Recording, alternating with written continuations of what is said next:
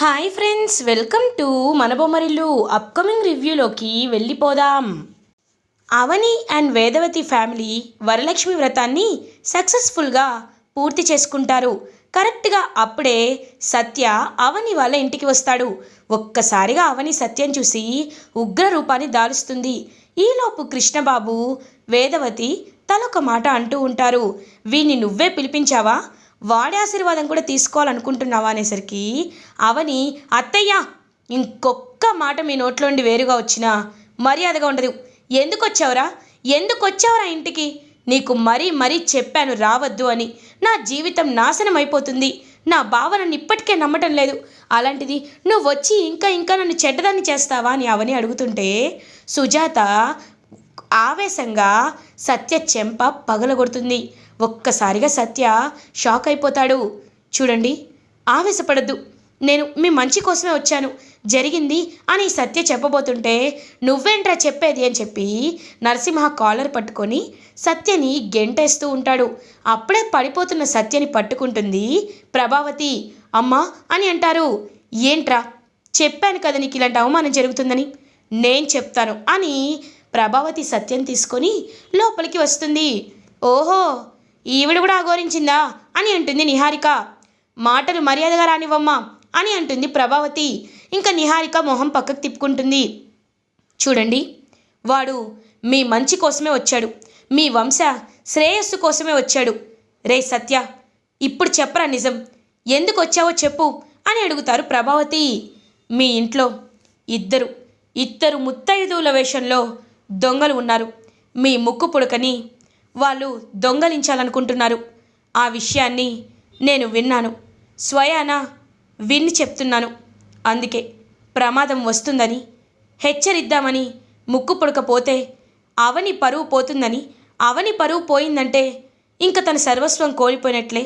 నింద మీద పడి తను ఏదైనా అఘాయిత్యం చేసుకుంటుందేమోనని అవని పరువుని కాపాడడానికే నేను ఇక్కడికి వచ్చాను అని అంటాడు సత్య.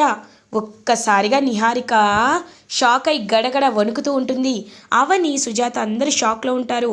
అంటే ముత్తైదుల వేషంలో దొంగలున్నారా అని సుజాత వెంటనే నాకు అర్థమైంది అని ఎవరైతే నిజంగా ఒరిజినల్ దొంగలున్నారో వాళ్ళిద్దరి దగ్గరికి వెళ్తుంది సుజాత. ఏయ్, మీరే కదా ఆ దొంగలు అని అడుగుతుంది. మేం కదమ్మా, మాకేం తెలీదు అని చెప్పి ఇంకా వాళ్ళిద్దరు లేడీస్ దబాయిచ్చేస్తుంటే తెలీదా అని చెప్పి సుజాత ఆ ఇద్దరి దొంగల చెంపలు పడా పడా పడా వాయిస్తూ కంటిన్యూస్గా కొడుతుంది. వద్దు చెప్పేస్తాం అవునమ్మా, మేమే ముక్కు పుడక దొంగతనం చేయడానికి వచ్చాం అని అంటారు ఆ దొంగ లేడీస్. ఒక్కసారిగా అవని, వేదవతి, ప్రసాదరావు అందరూ షాక్లో ఉండిపోతారు. ఇంకా అప్పుడే నిహారిక మాత్రం వీరు నా గురించి చెప్పేస్తారా ఏంటని చెప్పి భయపడుతూ వణుకుతూ ఉంటుంది. కృష్ణబాబు నిహారికతో, బంగారం, ఇవాళ ఎందుకో మనకు ఆఖరి రోజు అనిపిస్తుంది అని అంటాడు కృష్ణబాబు. నువ్వు ఊరుకో కృష్ణ అని అంటుంది నిహారిక. వెంటనే అవని, మీరంతటి మీరు దొంగతనం చేయడానికి వచ్చారా, లేకపోతే మీ వెనక ఇంకెవరైనా ఉన్నారా, చెప్పండి అని అడుగుతుంది అవని. ఒక్కసారిగా షాక్ అయిపోతారనమాట ఆ దొంగలిద్దరూ. ఒకరి మొహం ఒకరు చూసుకుంటారు, నిహారిక వైపు చూస్తారు. ఇంకా నిహారిక చెప్తే చంపేస్తా అని చెప్పి సైగ చేస్తూ ఉంటుంది. చెప్తారా లేకపోతే అని ఇంకా వెంటనే కత్తి తీసుకొస్తుంది సుజాత. వెంటనే ఇంకా సుజాతని తోసేసి పరిగెత్తుకుంటూ వెళ్ళిపోతారు ఆ ముత్తైదువులు ఇద్దరు. ఇంకా నిహారిక అమ్మయ్యా తప్పించేసుకున్నారు అని అమ్మయ్య అని ఫీల్ అవుతుంది నిహారిక. ఏయ్ ఆగండి అని చెప్పి సుజాత పరిగెత్తినా వాళ్ళు దొరకరు. ఇంకా ఇద్దరు పారిపోతారు. తప్పించుకున్నారు అని లోపలికి వస్తుంది సుజాత. పాపం అవని సత్య దగ్గరికి వచ్చి, సారీ సత్య, నిజం తెలుసుకోకుండా నీపై అరిచాను, కోప్పడ్డాను, ఎప్పుడు నిన్ను ఏ మాట అనను, అలాంటిది నిన్ను రా అనాల్సి వచ్చింది. ఐఎమ్ సారీ సత్య. అవని, నువ్వు నన్ను అర్థం చేసుకోకపోయినా పర్లేదు, కానీ అపార్థం చేసుకోవద్దు. ఎందుకంటే నేను ఎప్పుడూ నీ మంచి కోరుకునే శ్రేయోభిలాషిని. ఈ విషయాన్ని నువ్వు అర్థం చేసుకోవని చాలు అని అక్కడి నుండి వెళ్ళిపోతాడు సత్య. ఇంకా శ్రీకర్, వేదవతి వాళ్ళు అలా చూస్తూ ఉంటారు. అవని వేదవతి వైపు చూస్తూ ఇప్పుడేమంటారు అని అంటుంది. విగ్రహం ఇస్తే మేం వెళ్ళిపోతాం అని అంటుంది వేదవతి. సరే అని అవని ఇంకా అలా విగ్రహం దగ్గరికి వస్తుంది. అవని అమ్మవారి విగ్రహం దగ్గరికి వెళ్తుంటే ఆగు అని అంటుంది వేదవతి. వెంటనే అవని ఆగిపోతుంది. నువ్వు కాదు, నేనే స్వయంగా తీసుకువెళ్తాను అని అవనికి చెప్పి వేదవతి అమ్మవారి విగ్రహం దగ్గరికి వస్తుంది.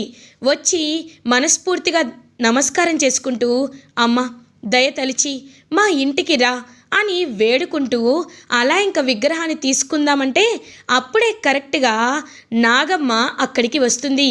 వచ్చి అమ్మవారి విగ్రహాన్ని చుట్టేసి వేదవతి వైపు చూస్తూ బుసలు కొడుతూ ఉంటుంది నాగమ్మ. ఒక్కసారిగా వేదవతి షాక్ అయిపోతుంది.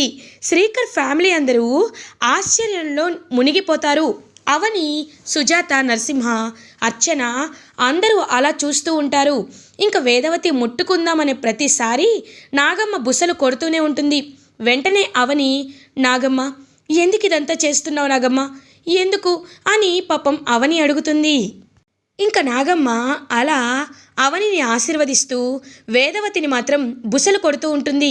అప్పుడే వేదవతికి అర్థమవుతుంది. అంటే నాతో నువ్వు రావా అమ్మా? రావు కదా, నేను వచ్చి బ్రతిమలాడుతున్నా నువ్వు రావు కదా. అర్థమైంది, నాకు బాగా అర్థమైంది. ముందు నిండున్న నేను కంటే నీకు అవనినే ఎక్కువైపోయింది. నువ్వు అవని దగ్గరే ఉండాలనుకుంటున్నావు అంతే కదమ్మా. నీకు నాగమ్మ కూడా అండగా నిలబడింది. సరే, నువ్వు నా దగ్గరికి వచ్చేంతవరకు నేను నీ గురించి ఆలోచించను అని అలా ఇంకా వెళ్ళిపోతూ ఉంటుంది వేదవతి. ఆగండి అని అంటుంది అవని. ఒక్కసారిగా వెనక్కి తిరుగుతుంది వేదవతి. చూడండి అత్తయ్య, ముందు నుండి జరిగిందంతా ఒకసారి గుర్తు చేసుకోండి. అమ్మవారు మీకు ఎందుకు వరుస ప్రమాదాలను ఇస్తున్నారు? అమ్మవారు ఎందుకు మీ ఇంటికి రాను అంటున్నారు? అమ్మవారు ఎందుకు పూజ గదిని మిమ్మల్ని దాటనివ్వనంటున్నారు? ఎందుకంటే అమ్మవారికి మీలో ఏదో తప్పు కనబడింది. మీ పవిత్రతలో ఏదో లోపం కనబడింది. మీరు కొన్ని దుష్టశక్తులకి లొంగి వాళ్ళు ఆడించిన కీలు బొమ్మగా ఆడుతున్నారు. అందుకే అమ్మవారు మిమ్మల్ని కరుణించటం లేదు. మీలో ఉన్న ఆ అజ్ఞానాన్ని, అహంకారాన్ని, స్వార్థాన్ని, ఎప్పుడూ లేని ఈ అలవాట్లన్నీ అలవాటు చేసుకున్నారు కాబట్టే అమ్మవారు మీతో రానంటోంది. ఒక్కసారి ఆలోచించండి. మీరు చాలా పవిత్రులని మీరు భావిస్తూ ఉంటారు. అలాంటప్పుడు నేను తప్పు చేశానని కూడా మీ దగ్గర సాక్ష్యాలున్నాయి. డిఎన్ఏ రిపోర్ట్స్ కూడా నాకు వ్యతిరేకంగానే వచ్చాయి. అలాంటప్పుడు అమ్మవారు నన్నెందుకు కరుణించారు? మిమ్మల్ని ఎందుకు కరుణించలేకపోతున్నారు? నన్నెందుకు ఆశీర్వదిస్తున్నారు? మిమ్మల్ని ఎందుకు కనీసం తాకే అర్హత కూడా లేకుండా చేస్తున్నారు? ఒక్కసారి గుర్తుపెట్టుకోండి. మనుషులకి స్వార్థం, కుళ్ళు, కపటం ఉంటుందత్తయ్య. కానీ దేవుడికి కాదు కదా, జంతువులకు కాదు కదా. అవన్నీ మిమ్మల్ని హెచ్చరిస్తున్నాయంటే అర్థం చేసుకోండి. నా విషయంలో ఏదో పొరపాటు జరిగిందని అర్థం చేసుకోండి. ఇప్పటికైనా ఆలోచించడం మొదలుపెట్టండి. చూడండి అత్తయ్య, ఇంకొక ముఖ్యమైన కారణం కూడా మీకు చెప్తాను. నా కూతురు, నా బంగారు తల్లి అక్షయ అమ్మవారి అంశలో జన్మించింది. మీ జాతకంతో పుట్టిందని సిద్ధేశ్వర స్వామి చెప్పారు. అలాంటిది నా కూతురు పుట్టుకనే మీరు అవమానించారు. సూటిపోటి మాటలతో దాని మనసుని గాయపరిచారు. మొహం కూడా చూపించుకోకుండా ఎక్కడికో వెళ్ళి తలదాచుకుంటుంది నా బంగారు తల్లి. ఆ ఉసురు ఎందుకు పోసుకుంటున్నారు అత్తయ్య? అందుకే మీకు విగ్రహాన్ని తాకనివ్వకుండా అమ్మవారు శిక్ష వేశారేమోనని నా మనసు చెప్తుంది. ఒకవేళ నిజంగా నాకు నా భర్త అంటే ప్రేమ లేకపోతే వరలక్ష్మి వ్రతానికి మీ అందరినీ ఎందుకు పిలుస్తాను? నా భర్తతో కలిసి వ్రతాన్ని ఎందుకు చేసుకుంటాను? నా భర్తని ఇంతలా కావాలని ఎందుకు ఆశపడతాను? ఆ విషయం ఆలోచించింది. నా తప్పు లేదని మీకే అర్థమవుతుంది. వెళ్ళిరండి అని అంటుంది అవని. ఇంకా తల దించుకొని అక్కడి నుండి వెళ్ళిపోతుంది వేదవతి. ఇంకా అలా వేదవతి వాళ్ళ ఇంటికి రీచ్ అయ్యాక, ఛా ఇదేంటి అత్తయ్య, అనుకున్నది ఒకటి అయిందొకటి. ఏదో విగ్రహాన్ని తెచ్చుకుందాం అనుకుంటే ఇలా జరిగిందేంటి అని అంటుంది నిహారిక. నేను అదే ఆలోచిస్తున్నాను. ఆ అమ్మకి ఎలా కరుణించాలో, తన కరుణ ఎలా పొందాలో అర్థం కావట్లేదు. ఖచ్చితంగా సిద్ధేశ్వర స్వామిని కలవాల్సిందే. ఆయన రేపో ఎల్లుండో తీర్థయాత్రలు ముగించుకొని హిమాలయ పర్యటన తర్వాత వస్తారని కబురు వచ్చింది. కాబట్టి ఆయన న్యాయం చెప్తారు అని అంటుంది వేదవతి. సరే వెళ్ళి నిద్రపోదామని చెప్పి ఇంకా నైట్ అయిపోయేసరికి అందరూ నిద్రపోతూ ఉంటారు. అప్పుడే నిహారికకి ఇంకా పెద్ద 5 తలల శేషనాగు కల్లోకి వస్తుంది. ఒక్కసారిగా ఆ నాగుని చూసి షాక్ అయిపోతుంది నిహారిక. ఇంకా నాగు నిహారిక వెంట పడి ఇంక వెంటనే తన కోర్లతో గట్టిగా నిహారిక పక్కన ఉన్న కృష్ణబాబుని చంపేస్తుంది. ఇంకా కృష్ణబాబుకైతే బ్లడ్ వామిటింగ్స్ అయ్యి అక్కడికక్కడే ప్రాణాలు కోల్పోతాడు. కృష్ణ కృష్ణ అని ఏడుస్తూ ఉంటుంది నిహారిక. వెంటనే నాగమ్మ నిహారిక దగ్గరికి వచ్చి, చూడు పాపాత్మురాల, అవని లాంటి పరమ పవిత్రమైన అమ్మాయిని నువ్వు క్షోభ పెట్టావు. తనపై నింద వేసి నువ్వు తనని ఈ ఇంటి నుండి వెళ్ళిపోయేలా చేసి అక్షయ లాంటి మహర్జాతకురాలు పుట్టుకనే అవమానించేలా చేశావు. కాబట్టి నిజం నీ నోటితో ఒప్పుకో. నువ్వు చేసిన పాపాలు అవని విషయంలో జరిగినవన్నీ నీ అత్తయ్య ముందు ఒప్పుకో. లేకపోతే నీ భర్తకి జరిగేది ఇదే అని నాగమ్మ గట్టిగా చెప్తుంది నిహారికకి. ఒక్కసారిగా వద్దు అని పైకి లేస్తుంది నిహారిక. పక్కకు చూసేసరికి అక్కడ కృష్ణబాబు నిద్రపోతూ ఉంటాడు. కృష్ణ కృష్ణ నీకేం కాలేదు కదా అని అడుగుతుంది నిహారిక. బంగారం ఏమైంది? నాకేం కాలేదు అని అంటాడు. ఏమైంది? పీడకలు వచ్చిందా అని అడుగుతారు. అవును కృష్ణ, పెద్ద శేషనాగు నా వెంట పడింది, నిన్ను చంపేసింది. తర్వాత అవని విషయంలో మనం స్లిప్ మార్చాం కదా, అదే ఆ రోజు శ్రీకర్ బదులు సత్య సంతకం పెట్టాడు కదా, ఆ విషయంలో మనం చేసిన పాపాన్ని అత్తయ్య ముందు ఒప్పుకోమని బెదిరించింది.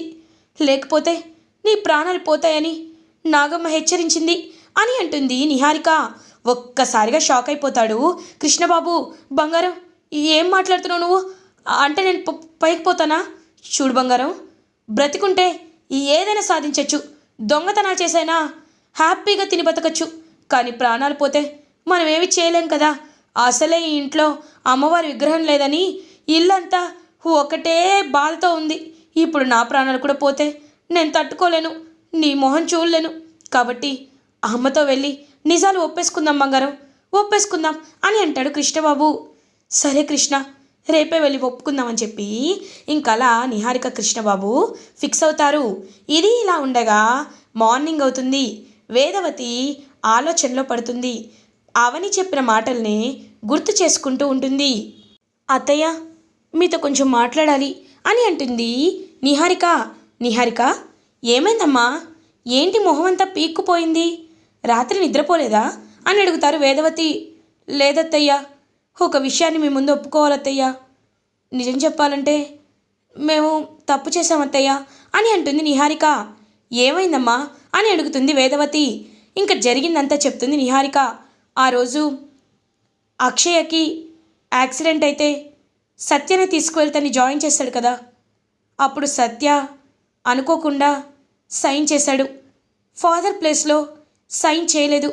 నేనే నర్సుతో మాట్లాడి అవి అలా జరిగేలా చేశాను.